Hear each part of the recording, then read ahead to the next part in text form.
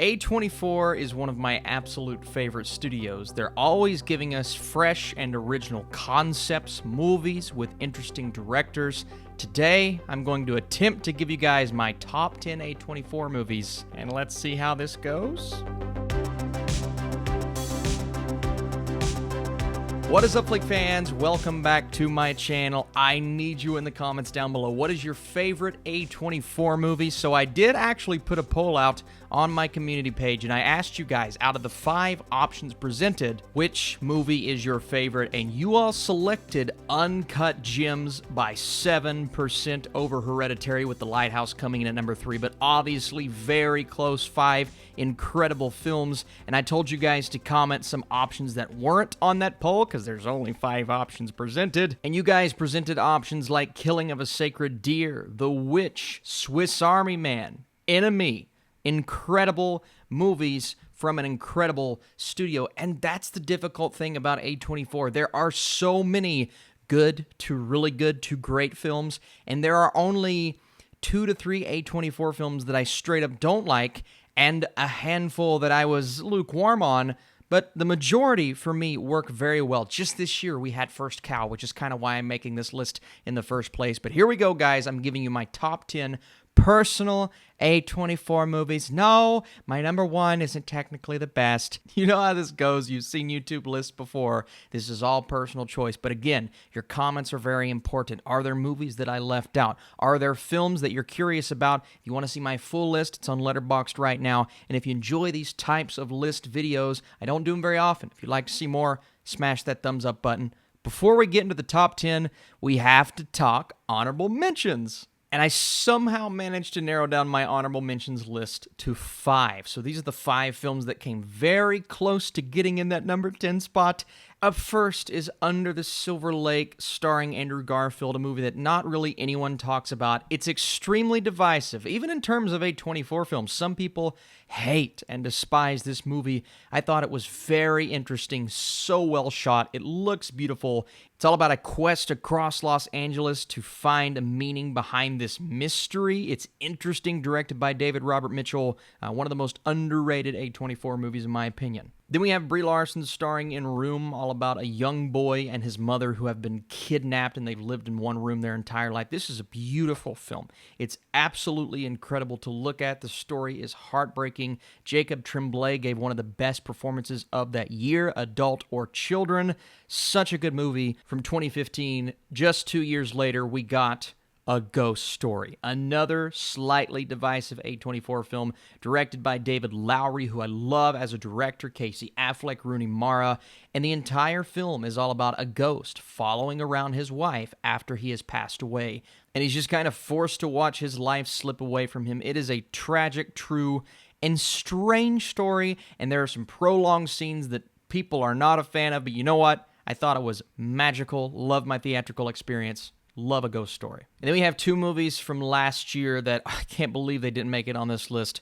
Waves, Trey Edward Schultz, has to be one of the best looking movies I've seen in years, definitely of that decade. It's a beautiful film with a beautiful story. Kelvin Harrison Jr. dominated his screen time. Sterling K. Brown gave one of the best performances from last year. Again, color correction, cinematography, everything you need, but the story, the way it's divided into 2 halves, it worked for me. It didn't work for everyone, but a really good film. And then the film I cannot believe didn't make this list. That's right. Midsommar did not make my list. You guys know me. I'm a huge fan of Ari Aster. I loved this movie. I thought it was great. It's so strange at times and surreal. I need to go back and watch it again. Florence Pugh, maybe my favorite performance of last year. Jack Reynor not far behind. Everyone is so good. It takes horror, the thriller genre, it flips it on its head. It's mysterious, it's bright, it's colorful, it's beautiful, but somehow didn't crack my top 10. Let's get into number 10. So I actually think Midsommar and Waves are better structured films than The Disaster Artist, but there's something about this movie that is utterly rewatchable, and it's the ultimate encapsulation of friendship.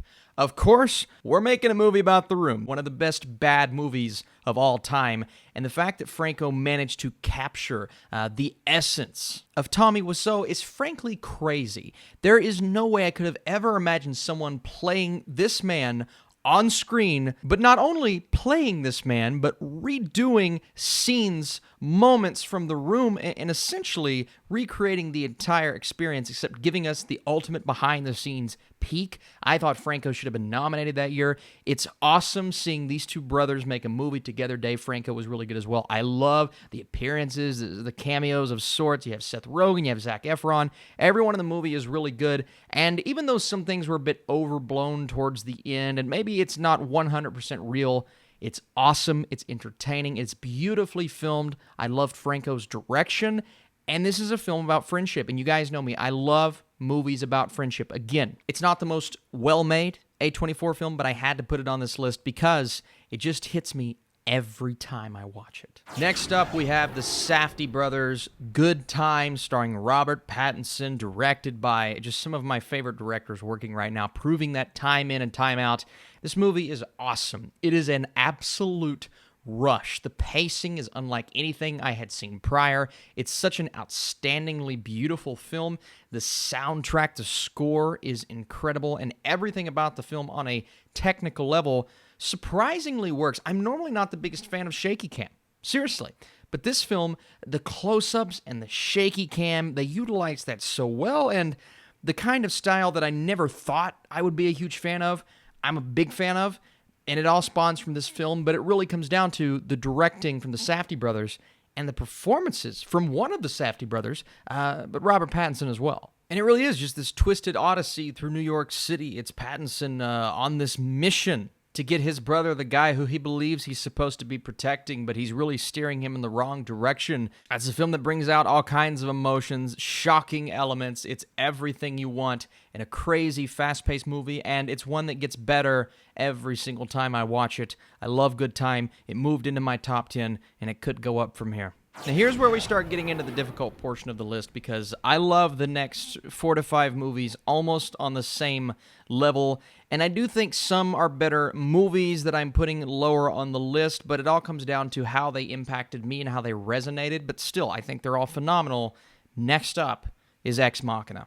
What Alex Garland does with this film, I truly feel as if it's pushed sci-fi in the direction that it has come to at this point, whether it's TV series, whether it's the way movies are kind of handled right now, more in the indie space. And of course, he brought us Annihilation after this film, but Ex Machina is so great. It's calm, it's collected, it takes its time with bringing us its narrative, but it's such a beautiful movie. Oscar Isaac is so good, Domhnall Gleeson, obviously, but the real standout is Alicia Vikander, who captures this somewhat horrifying but lovable essence that you had to have it work in this way for the movie to pay off, if that makes sense, and she does it. It is full-on sci-fi madness in the most subtle and easy way possible. This movie is so easy to get through. Now, I will admit, I didn't quite love it on the level that some do the first time I watched it, but the more I watched it, the more I appreciated it.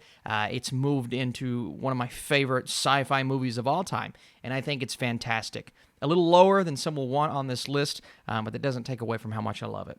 Then we have the Oscar-winning Moonlight, Barry Jenkins' film that I am just, every time, I just went and rewatched it for this list because I was trying to figure out exactly where I was going to place it, but it deserves to be in pretty much everyone's top 10 because of what it did.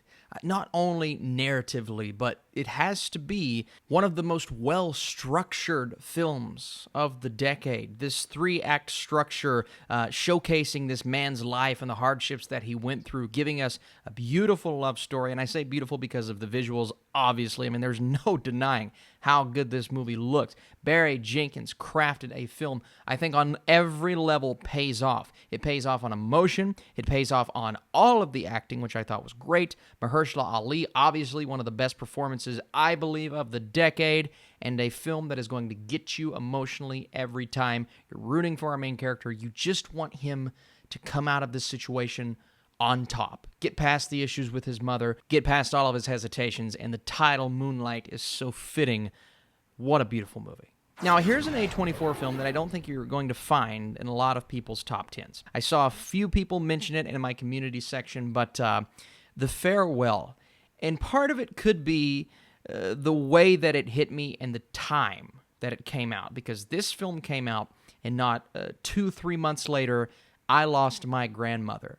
And so I went back and I thought about every impactful moment and scene from this film, and it made my thoughts on it so concrete. Like, I am just so confident that The Farewell is a beautiful film because it captures every emotion that you could have from a situation like this. Directed by Lulu Wang, Awkwafina. I mean, it was a travesty that this film didn't get the love at the Oscars last year that it deserved. I mean, it deserved every possible nomination you could imagine, from acting to screenplay to, I believe, one of the best pictures of last year. I wasn't too upset that it wasn't nominated for that, but The Farewell is a beautiful movie. It's all about family. It's all about the differential in cultures. I mean, they go about this so differently than we do, but we all feel the same way at the end of the day, and I think that's what was beautifully showcased.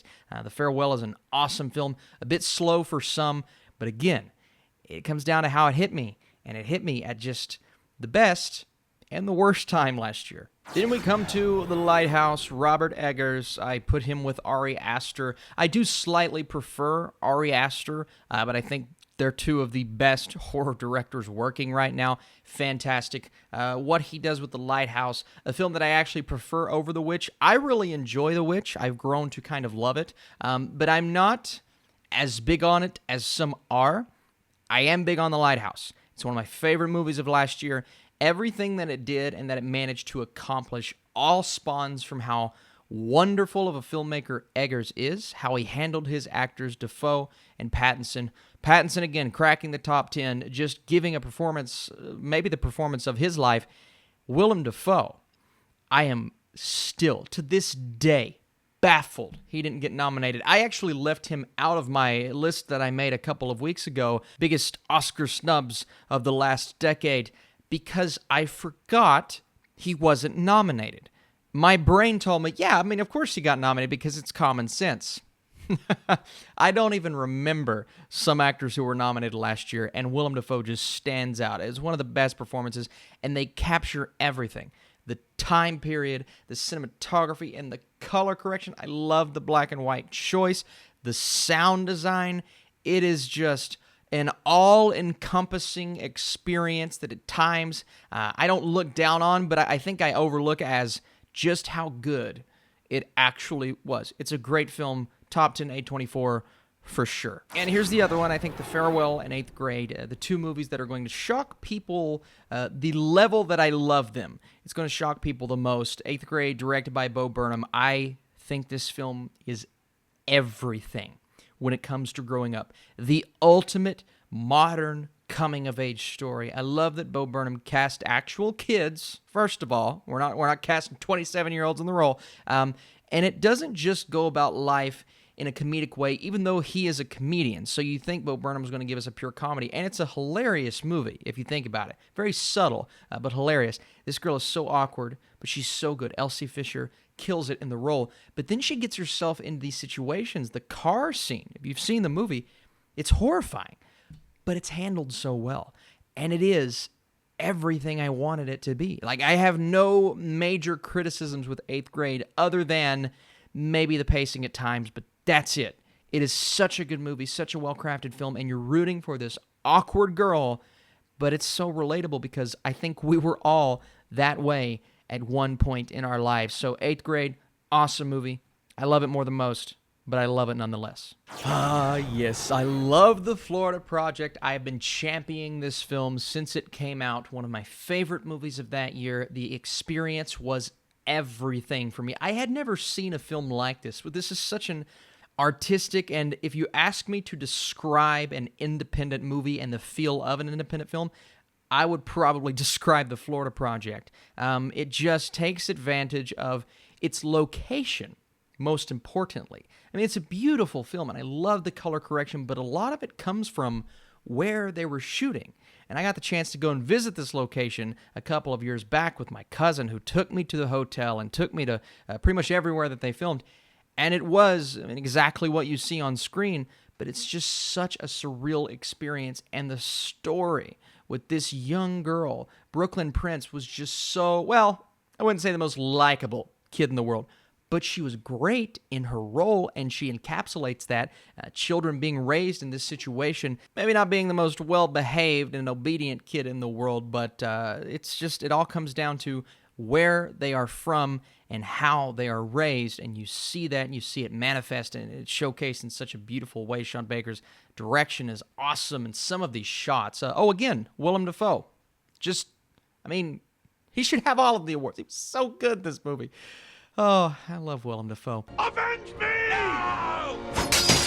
The winner of my poll is number 2 on my list. You guys saw my video last year. You see it on Letterboxd. You see everything on Letterboxd. You can reveal my whole list if you want to.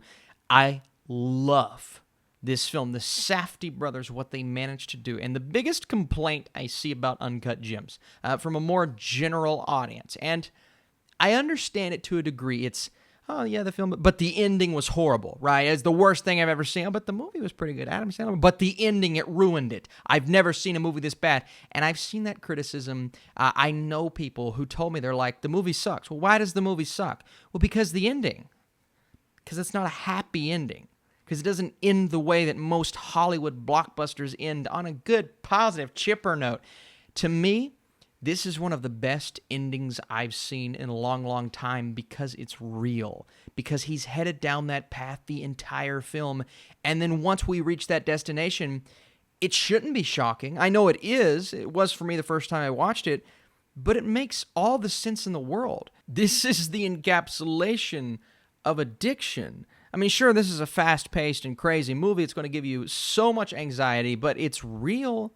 And it feels real, and it's real towards the characters, the location, and again, addiction is showcased in such a crazy way, and the way that it grows and it wraps itself around Sandler's character of Howard. Speaking of getting snubbed, we've talked about Dafoe, Adam Sandler. I don't think a lot of people expected this from him. I did, in a way. I just didn't know how good it would be, but it was everything that I wanted. You had the Safdies, you combine that with Sandler's performance, and everyone in this film, from Lakeith Stanfield to Julia Fox. I mean, she was amazing in this role. Absolutely amazing. Uncut Gems is everything I wanted it to be. Top 3 movie of last year for me. It is fantastic, and it almost got to that number 1 spot. And it is very close. It could change at any moment, but as of right now, I still have Hereditary number 1 on my list. Now, I say still. It's been up there for about a year and a half now, but it used to not be at that position. I did a list way back when. I believe I did one on YouTube, and Hereditary was, I believe, number 3 or 4 below movies that we've already talked about. This film has not only resonated with me, it's gotten better and better, and I've seen the film, I think, 3 to 4 times now, and every time I watch the movie, it gets better. The reason I haven't seen it more is because it's terrifying. Look, I don't get scared. Jump scares don't work on me. That's just the way that I've always watched movies. I'm just like, nah, it's not that scary. This movie creeps me out. And it not only creeps me out, it creeps out everyone that I've ever watched it with. I watched it with my family. I watched it with my brother. I watched it with my wife and her friend recently. She was terrified, screaming to the top of her lungs. And I know it doesn't seem like that kind of movie, but it really isn't that kind of film. It's just this real type of terror that kind of manifests over you, and it's what happens in the movie, and you guys know what I'm talking about. That scene in particular, where we're driving down the road, and it just, I don't put my head out a window anymore. I don't. I have no reason not to. But, you know, you watch that, you get scared. My brother has a nut allergy. That's part of the film. Shouldn't be that scary. But everything about this film is scary. But it's Ari Aster's craft. It's the camera movement, just that first shot where we zoom in on the quote-unquote dollhouse and it turns into our actual characters where they walk in. It's just such a cool film, and I never imagined that it would hit me on the level that it did, and I never imagined loving it more and more as I have over the years, and it turning into one of my favorite scary movies of all time. And we've talked about it all through this video. I feel like A24 has been shortchanged in this department, but another snub, Toni Collette. Her performance in this film is everything. Everyone is good, down to our Naked Brothers band member. Everyone's good, but Toni Collette puts in possibly the best performance in an A24 film, the best performance I had seen that year, and one of the best of the decade. I mean, she just kills it every level, and that ending, it's going to throw some people off. But once you do some research and you see how real this stuff is, I encourage you, do some research, because it's scary. And woo, that is it. That's my list, my top 10 A24 movies in honor of First Cow, which I would definitely put up there. A great movie as well. But thank you guys so much. If you support these kinds of videos and you'd like to see more, whether it's directors, studios, franchises, be sure to smash that thumbs up button. I was going to do a tier list. I really was. And then I realized, well, there's a lot more A24 movies than I thought, and if I'm going to do it, I'll do it eventually. I want to include every single movie, which means I have to watch all of the films. You guys are the best. Appreciate you so much for watching. Stay tuned for more videos this week, and I'll see you soon.